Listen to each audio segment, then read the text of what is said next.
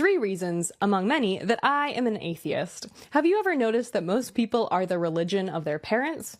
You'd think that if there was one super obvious religion, then everyone would have converted to that by now, but instead most people are the religion that their parents are affiliated with. Okay, right, let's talk about this. Firstly, this ignores a few things. This ignores the growth of Christianity in its beginning. How did 120 followers of a seemingly, at least to everybody else, a seemingly dead figure with no money and no power and no fame go and take over the entire world despite persecution and then go on to build the Western world? Also, if you didn't live in a very secular nation, which you almost certainly do, you're American or Canadian or something like that, I can't tell accents, you probably wouldn't hold to your views either. That doesn't make them invalid in and of themselves. It also ignores the growth of Christianity across the world right now.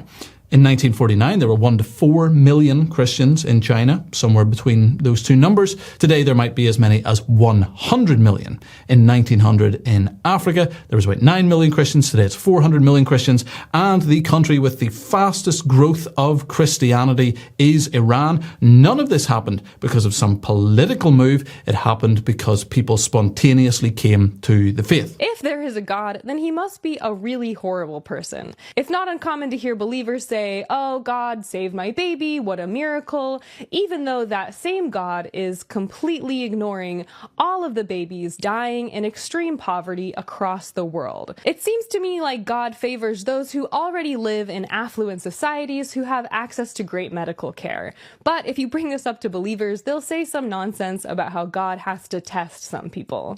That's not true at all. That is not what we say, right? What we would say is that the Bible does talk about this, and if you endeavour to, read it, you would find this in the first 3 chapters, where it talks about how we live in a fallen world and in which sin brings death. God allows us as mankind to experience the consequences of our sin.